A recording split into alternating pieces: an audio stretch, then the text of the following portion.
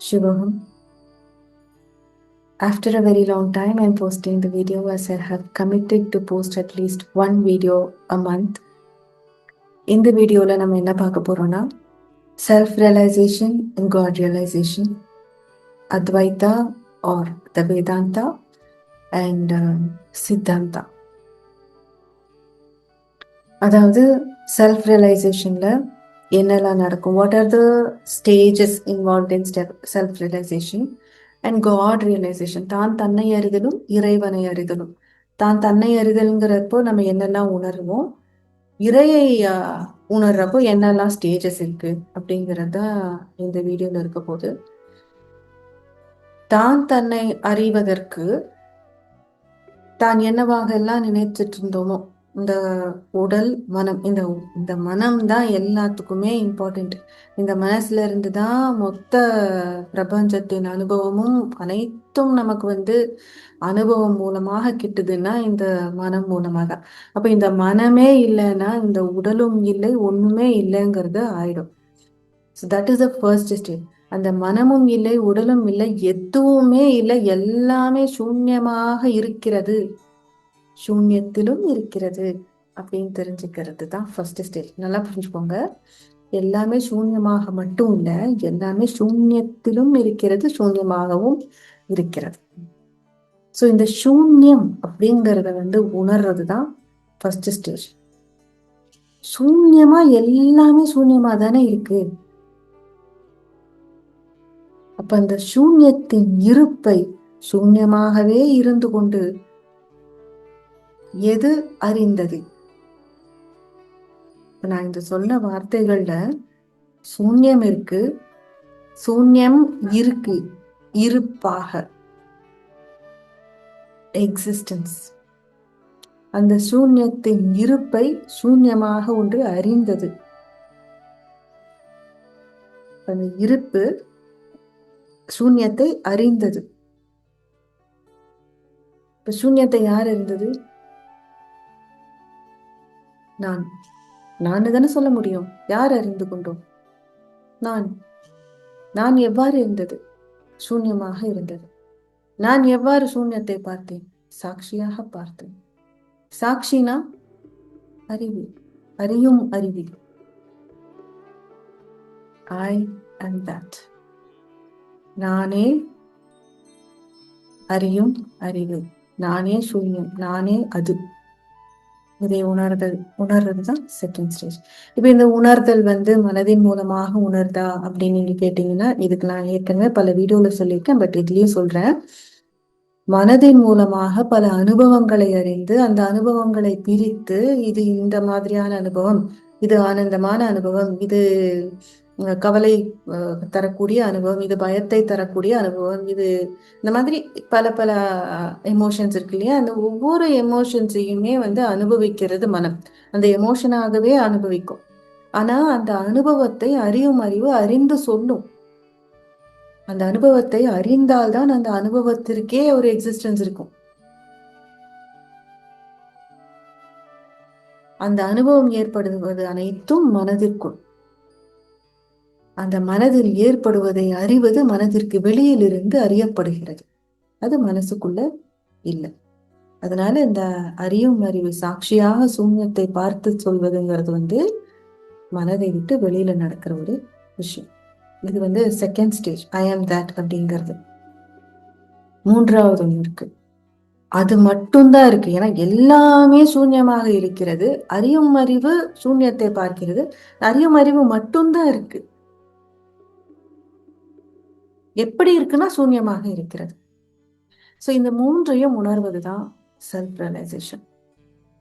அடுத்ததுதான் god realisation. இந்த god ரியலைசேஷன்ல அந்த ஒண்ணுதான் இருக்குங்கிறது செல்ஃப் ரியலைசேஷன்ல பார்த்தோம். காட் ரியலைசேஷன்ல என்னன்னா இறைவனை அறிதல். அதுல எப்படின்னா அதுவே அனைத்துமாகவும் இருக்கிறது அப்படிங்கிறது தான் காட் ரியலைசேஷன். இது ரெண்டுமே அத்வைதத்துல சொல்லுவாங்க, இது ரெண்டுமே வேதாந்தத்துக்குள்ளேயும் வரும். I am that, that is all.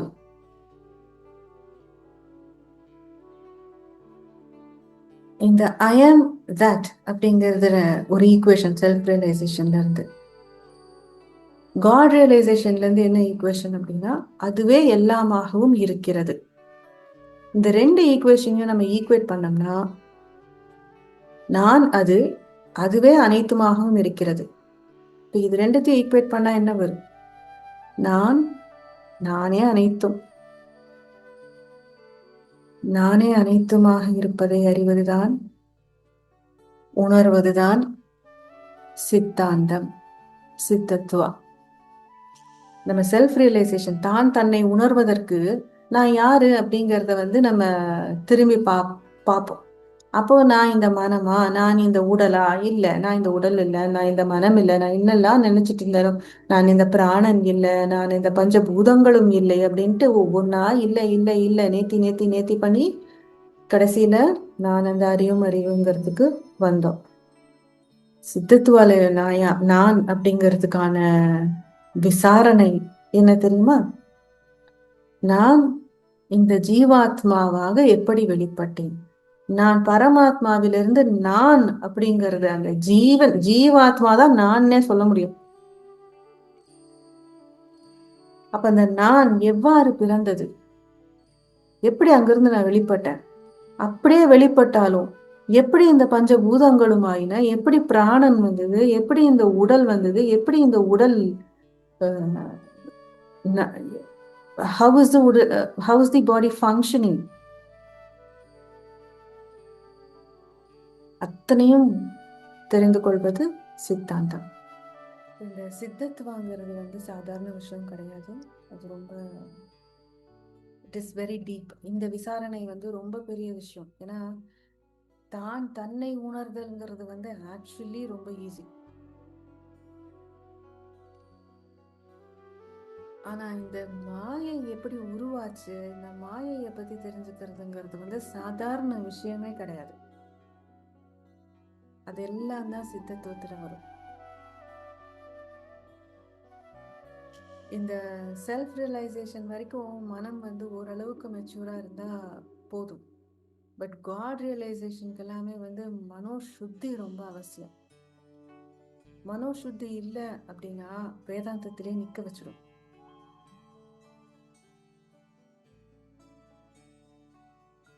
பல விஷயங்கள் என்னால இங்க ஃபுல்லா ஷேர் பண்ண முடியல.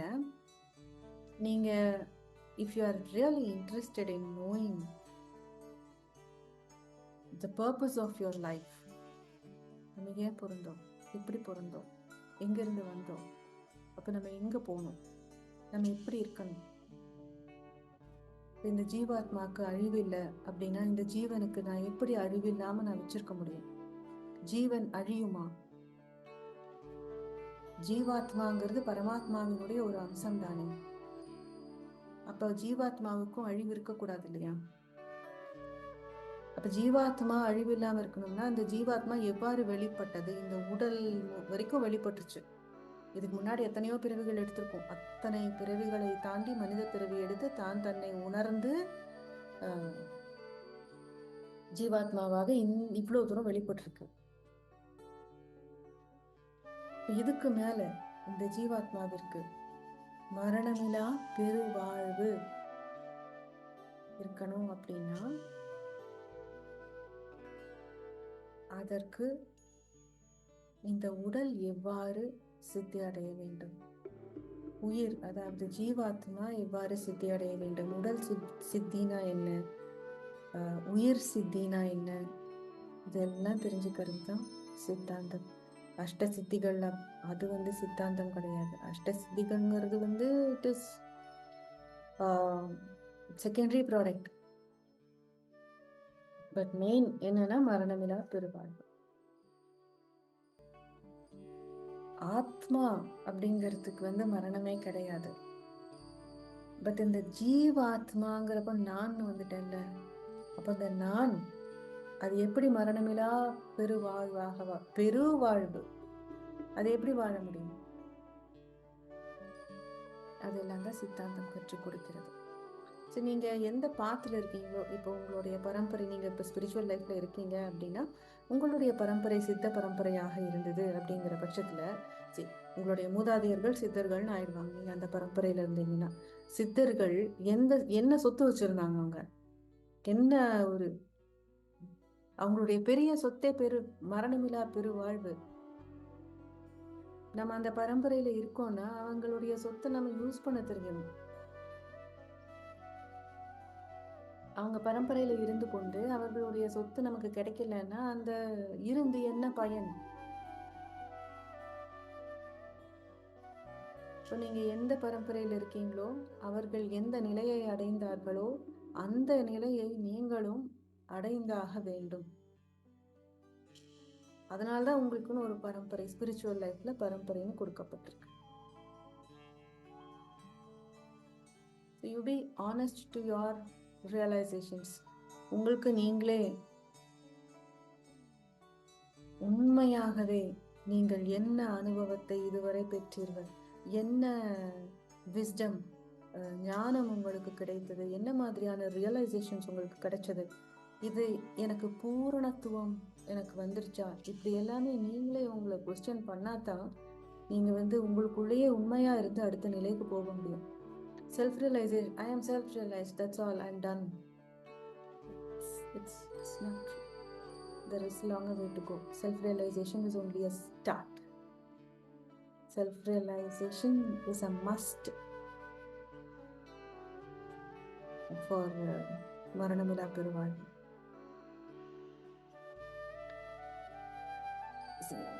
நிறைய விஷயம் ஷேர் பண்ண முடியல, ஏன்னா உள்ள இன்னும் நிறைய இருக்கு.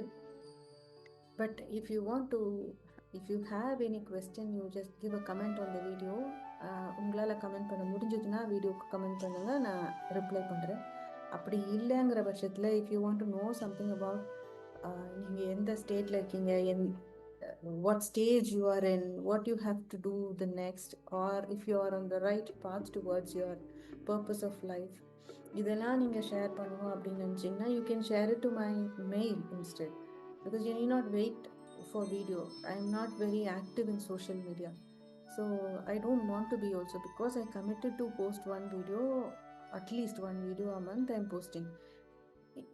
If there is a necessity that comes where I have to share my wisdom completely, then I would definitely share, but I would like to share it to a genuine seeker.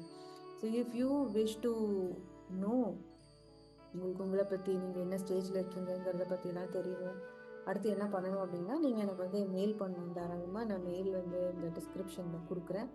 And please understand that I am not at all interested in your personal life. நீங்கள் personal லைஃப்பில் இதுக்கு முன்னாடி நீங்கள் என்ன வேணால் நீங்கள் அனுபவப்பட்டு வந்திருக்கலாம். Definitely if you are entering into spirituality you would have undergone some pain in your life. யாராக இருந்தாலும் ஆன்மீக வாழ்க்கைக்கு வரதுக்கு முன்னாடி நீங்கள் ஏதோ ஒரு பெயின், இந்த வாழ்க்கையில் உங்களுக்கு ஒரு திருப்தி ஏற்படலைங்கிறதுனால தான் இங்கே வந்திருக்கீங்க.